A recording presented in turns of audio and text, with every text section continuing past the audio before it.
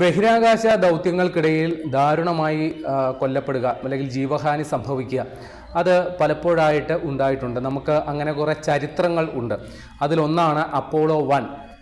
നാസയുടെ ആദ്യ ബഹിരാകാശ യാത്രികരെ ബഹിരാകാശത്തേക്ക് അല്ലെങ്കിൽ ചാന്ദ്ര ദൗത്യത്തിന് വേണ്ടി നിയോഗിക്കുന്നതിനിടയിൽ അപ്പോളോയിലെ അതിൻ്റെ പരിശീലന പദ്ധതികൾക്കിടയിൽ പേടകത്തിനുള്ളിൽ കുടുങ്ങിപ്പോയ 3 യാത്രികർ അവർ ഒരു ഷോർട്ട് സർക്യൂട്ട് ഉണ്ടായി. അപ്പോൾ ആ പേടകത്തിനുള്ളിൽ ഓക്സിജൻ നിറച്ചിരുന്നു. അങ്ങനെ വലിയ തീപിടുത്തമുണ്ടായി. അവർക്ക് വിഷവാതകം ശ്വസിച്ച് ദാരുണമായി അവർ 3 പേർ കൊല്ലപ്പെട്ടു. പിന്നെ ഉണ്ടായ ഒരു സംഗതിയാണ് ചലഞ്ചറിൻ്റെ അപകടം. കെന്നഡി സ്പേസ് സെൻറ്ററിൽ നിന്ന് പറന്നുയർന്ന ചലഞ്ചർ ബഹിരാകാശ പേടകം അത് പറന്നുയർന്ന ഏതാണ്ട് 14 കിലോമീറ്റർ വരെ ഉയരത്തിലെത്തിയപ്പോൾ പൊട്ടിത്തെറിച്ചു. 7 യാത്രികരായിരുന്നു ആ അപകടത്തിൽ കൊല്ലപ്പെട്ടത്. പിന്നീട് നമുക്ക് ഏറെ വേദനയുണ്ടാക്കിയ സംഭവമാണ് കൊളംബിയ ദുരന്തം. അത് നമ്മുടെ കൽപ്പന ചൗളയടക്കം 7 ബഹിരാകാശ യാത്രികർ അവരുടെ ദൗത്യം പൂർത്തീകരിച്ച് ഭൂമിയിലേക്കുള്ള മടക്കയാത്രയ്ക്കിടയിൽ അവരുടെ വാഹനം വലിയ രീതിയിലൊരു തീഗോളമായി മാറി. അപ്പോൾ അതിൻ്റെ കാരണം പറഞ്ഞത് വിക്ഷേപിച്ച സമയത്ത് തന്നെ അതിൻ്റെ ഒരു സ്യൂട്ട് കേസിൻ്റെ വലിപ്പമുള്ള ഒരു പാളി അടർന്ന് ഈ ബഹിരാകാശ പേടകത്തിൻ്റെ ഒരു ചിറകിൽ വന്ന് ഇടിച്ചിരുന്നു. അപ്പോൾ അത് ചെറിയ രീതിയിലുള്ളൊരു പരിക്ക് ആ സമയത്ത് അത് സൃഷ്ടിച്ചിരുന്നു. പക്ഷേ ഇത് തിരിച്ചിറങ്ങിയ സമയത്ത് റീ എൻട്രി സമയത്ത് വലിയ ഭീകരമായ താപനിലയായിരിക്കും ഈ പേടകത്തിൻ്റെ ബാഹ്യഭാഗത്ത് അനുഭവപ്പെടുക. അപ്പോൾ ഈ ചെറിയ രീതിയിലൊരു ക്രാക്ക് ഉണ്ടായ അവിടെ അത് വലിയ രീതിയിലുള്ള ഒരു വിടവ് സൃഷ്ടിക്കുകയും ചൂട് അകത്തേക്ക് ചൂഴ്ന്നിറങ്ങി ഈ പറയുന്ന പേടകത്തിൻ്റെ അലൂമിനിയം ബോഡി അത് ഉരുകി തീപിടിച്ച് കത്തി. അങ്ങനെയാണ് ആ വലിയ അപകടമുണ്ടായത്. അപ്പോൾ ഇതെല്ലാം യന്ത്ര തകരാറ് കൊണ്ടോ സാങ്കേതിക പിഴവ് കൊണ്ടോ ഉണ്ടായ അപകടങ്ങളാണ്. ഞാനിനി പറയാൻ പോകുന്നത് അറിഞ്ഞുകൊണ്ട് ഒരു ദൗത്യത്തിലേക്ക് ഇറങ്ങുക, അങ്ങനെ രക്തസാക്ഷി പരിവേഷം കിട്ടുക, അങ്ങനെ ഒരു സംഭവം ഉണ്ടായി. ഈ ദൗത്യത്തിൽ ഞാൻ ഭാഗമായാൽ എനിക്ക് അപകടം സംഭവിക്കാനുള്ള സാധ്യത ഏറെയാണ് എന്നറിഞ്ഞുകൊണ്ട് തന്നെ ഒരാൾ ഒരു ദൗത്യത്തിന് ഇറങ്ങി തിരിച്ചു. അയാൾക്ക് പിന്നീട് ജീവിതത്തിലേക്ക് ഒരിക്കലും മടങ്ങി വരാനും സാധിച്ചിട്ടില്ല. അങ്ങനെ ഒരു ദൗത്യം ഉണ്ടായി. ആ ദൗത്യത്തിൻ്റെ പേരാണ് സോയുസ് 1. ഇത് ശീതയുദ്ധകാലത്ത് 1967 നടന്ന സംഭവമാണ്. റഷ്യയുടെ ബഹിരാകാശ ദൗത്യത്തിൻ്റെ പേരാണ് ഈ സോയുസ് 1 എന്ന് പറയുന്നത്. അപ്പോൾ അതുമായി ബന്ധപ്പെട്ട് അയാളുടെ പേര് വ്ളാഡിമിർ കാമറോവ് എന്നാണ്. അദ്ദേഹത്തെക്കുറിച്ച് പറയുകയാണെങ്കിൽ 1927 മോസ്കോയിൽ ജനിച്ച ഈ വ്ളാഡിമിർ കോമറോവ് 15ാമത്തെ വയസ്സിൽ സോവിയറ്റ് യൂണിയൻ്റെ എയർഫോഴ്സിൽ ചേർന്ന് പിന്നെ 59 അവരുടെ തന്നെ എയർഫോഴ്സ് എഞ്ചിനീയറിംഗ് അക്കാദമിയിൽ നിന്ന് ഗ്രാജുവേഷൻ പൂർത്തിയായി. അങ്ങനെ ഒരു ടെസ്റ്റ് പൈലറ്റായിട്ട് മാറിയ ആളാണ് ഈ വ്ളാഡിമിർ കോമറോവ്. അദ്ദേഹം പിന്നെ ഒരു എയ്റോസ്പേസ് എഞ്ചിനീയറും കൂടിയായിരുന്നു. അപ്പോൾ ഈ ശീതയുദ്ധകാലം അറിയാമല്ലോ, 2 ലോകമഹായുദ്ധങ്ങൾ കഴിഞ്ഞതിന് ശേഷം ലോകശക്തികൾ പിന്നീട് പരസ്പരം പോരടിച്ചുകൊണ്ടിരുന്നത് അവരുടെ ശക്തി പ്രകടനത്തിൻ്റെ അടിസ്ഥാനത്തിലായിരുന്നു. അപ്പോൾ ഇത് പിന്നീട് ഒരു സ്പേസ് രംഗത്തേക്ക്, ബഹിരാകാശ രംഗത്തേക്ക് അമേരിക്കയും അന്നത്തെ സോവിയറ്റ് യൂണിയനുമായിട്ടുള്ള കിടമത്സരത്തിലേക്ക് പോയി. ആരാണ് ഇതിൽ കേമൻ എന്ന് തെളിയിക്കാനായിട്ടുള്ള വ്യഗ്രതയായിരുന്നു 2 രാജ്യങ്ങൾക്കും. അപ്പോൾ അമേരിക്ക ബഹിരാകാശത്തേക്ക് അല്ലെങ്കിൽ ചന്ദ്രനിലേക്ക് ആളെ അയക്കുന്നു.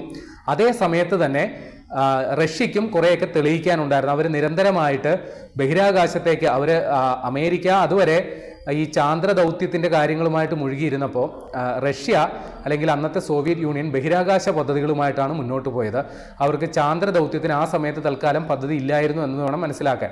അപ്പോൾ അവർ നേരത്തെ തന്നെ നമുക്കറിയാമല്ലോ, യൂറി ഗഗാറിനെയൊക്കെ ബഹിരാകാശത്തെത്തിച്ച് ചരിത്രം സൃഷ്ടിച്ച ചരിത്രമുള്ള സോവിയറ്റ് യൂണിയൻ പിന്നീടും നിരന്തരം ഇത്തരം പരിപാടികൾ നടത്തി. ഈ പറയുന്ന വ്ളാഡിമിർ കോമറോവ് 1964 വോസ്കോഡ് എന്ന് പറയുന്ന ദൗത്യത്തിൽ പങ്കാളിയായ ഒരാൾ കൂടിയാണ്. അപ്പോൾ റഷ്യയുടെ ചരിത്രത്തിൽ ആദ്യത്തെ 2 ദൗത്യങ്ങളിൽ പങ്കാളിയാകുന്ന ആൾ കൂടിയാണ് ഈ വ്ളാഡിമിർ കോമറോവ് എന്ന് പറയുന്നയാൾ. അങ്ങനെ സോയുസ് 1 മിഷൻ 1967 നിശ്ചയിച്ചിരുന്നത് അത് രസകരമായ ഒരു സംഗതി കൂടിയായിരുന്നു അവർ ഉദ്ദേശിച്ചത്. കാര്യം സോയുസ് 1 അതിൽ വ്ളാഡിമിർ കോമറോവിനെ മാത്രം കയറ്റി വിക്ഷേപിക്കുന്നു, തൊട്ടുപുറകെ സോയുസ് 2വിനെയും വിക്ഷേപിക്കുന്നു. അങ്ങനെ അതിൽ 1ൽ കൂടുതൽ സഞ്ചാരികൾ സോയുസ് 2വിലുണ്ട്. അപ്പോൾ ഇവർ ബഹിരാകാശത്ത് ചെന്നിട്ട് ഈ 2 പേടകങ്ങളും തമ്മിൽ ഡോക്ക് ചെയ്യും, കൂട്ടി യോജിപ്പിച്ച് ഒരു സ്പേസ് വാക്ക് നടത്തി, ബഹിരാകാശ നടത്തം നടത്തി സഞ്ചാരികളെ അങ്ങോട്ടും ഇങ്ങോട്ടും മാറ്റുക എന്നൊരു ദൗത്യം നിർവഹിക്കാനാണ് ഇവർ പദ്ധതിയിട്ടിരുന്നത്. അപ്പോൾ ഈ ദൗത്യത്തിന് പുറപ്പെടുന്നതിന് മുമ്പ് ഈ പറയുന്ന വ്ളാഡിമിർ കോമറോവിൻ്റെ റിസർവ് പൈലറ്റ് ഒന്നെങ്കിൽ വ്ളാഡിമിർ കോമറോവിന് എന്തെങ്കിലും അസ്വാസ്ഥ്യങ്ങൾ ഉണ്ടാവുകയാണെങ്കിൽ പകരം ഒരുക്കിയിരുന്നത് നമ്മുടെ യൂറി ഗഗാറിനെയാണ്. ആദ്യത്തെ ബഹിരാകാശ സഞ്ചാരി യൂറി ഗഗാറിനെയാണ്.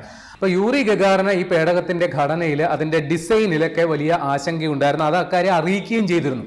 അത് ഈ കാര്യം ഈ വ്ളാഡിമിർ കോമറോവിന് പറയാം, അവർ പരസ്പരം സംസാരിച്ചതാണ്. അപ്പോൾ വ്ളാഡിമിർ കോമറോവ് ചിന്തിച്ചത്, ഞാൻ പോയില്ലെങ്കിൽ പകരം യൂറി ഗഗാറിൻ പോകും. തൻ്റെ ഉറ്റ സുഹൃത്താണ് യൂറി ഗഗാറിൻ. അല്ലെങ്കിൽ താൻ വിസമ്മതം അറിയിക്കണമെങ്കിൽ യൂറി ഗഗാറിന് പോകേണ്ടി വരും. കാര്യം റഷ്യയെ സംബന്ധിച്ച് ഇത് നടത്തിയേ പറ്റൂ. വലിയ രാഷ്ട്രീയ സമ്മർദ്ദമുണ്ട്. ഇത് ഈ പദ്ധതി ഉപേക്ഷിക്കാൻ പറ്റില്ല.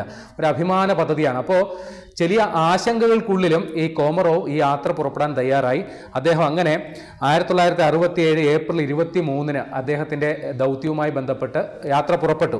പക്ഷേ ഈ പേടകം ബഹിരാകാശത്ത് എത്തിയപ്പോഴാണ് ഇതിൻ്റെ പ്രശ്നങ്ങൾ അദ്ദേഹത്തിൻ്റെ ശ്രദ്ധയിൽപ്പെടുന്നത്. ഇതിൻ്റെ സോളാർ പാനൽ ഒന്ന് പ്രവർത്തിക്കുന്നില്ല.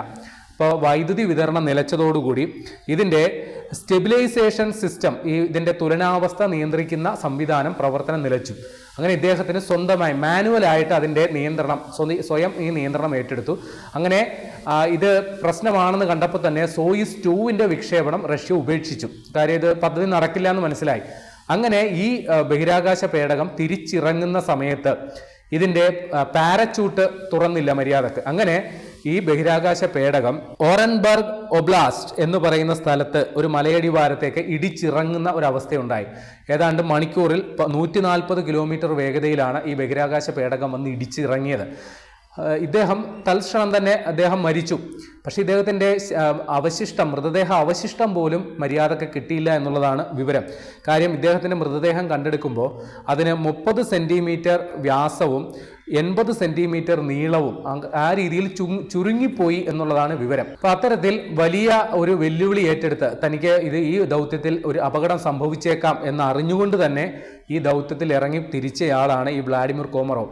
ഇദ്ദേഹത്തിൻ്റെ മരണം സംബന്ധിച്ച് വലിയ വിവാദങ്ങൾ വന്നു. അദ്ദേഹത്തിൻ്റെ അവസാന വാക്കുകൾ എന്ന രീതിയിൽ വന്നത് ഈ ജാമി ഡോറൻ ആൻഡ് പിയേഴ്സ് ബിസ്നോയ് എന്ന് പറയുന്ന 2 പേർ ചേർന്ന് എഴുതിയ സ്റ്റാർമാൻ എന്ന പുസ്തകത്തിൽ ഈ കോമറോവിൻ്റെ വാക്കുകളായിട്ട് പറഞ്ഞിരിക്കുന്നത് ഇങ്ങനെയാണ്: this devil ship nothing I Leh my hands on work properly.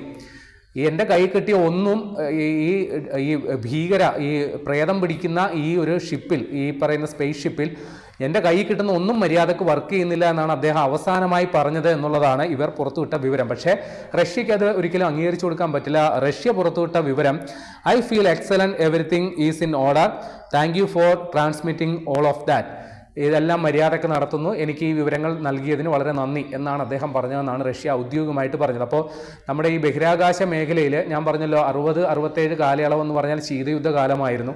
അമേരിക്കയും റഷ്യയും തമ്മിലുള്ള വലിയ രീതിയിലുള്ള കിടമത്സരത്തിൻ്റെ ഭാഗമായിട്ട് ഈ വിക്ഷേപണം ആശങ്കകളുടെ പേരിൽ മാറ്റിവെക്കാൻ റഷ്യ തയ്യാറായില്ല. അങ്ങനെ ഇദ്ദേഹം ധൈര്യപൂർവ്വം ആ ദൗത്യം ഏറ്റെടുത്തു. പക്ഷേ ദൗർഭാഗ്യകരമായിട്ട് അദ്ദേഹം ആ ദൗത്യത്തിൽ കൊല്ലപ്പെടുകയും ചെയ്തു. ഒരു പക്ഷേ നമുക്ക് അടിവരയിട്ട് പറയാൻ സാധിക്കും, ബഹിരാകാശ രംഗത്ത് അറിഞ്ഞുകൊണ്ട്, രാജ്യത്തിന് വേണ്ടി അറിഞ്ഞുകൊണ്ടൊരു അപകടം, ഒരു വെല്ലുവിളി ഏറ്റെടുത്ത് അതിൽ രക്തസാക്ഷിത്വം വരിച്ച ഒരേ ഒരാൾ അത് വ്ളാഡിമിർ കോമറോവ് ആണെന്ന് അടിവരയിട്ട് പറയാൻ സാധിക്കും.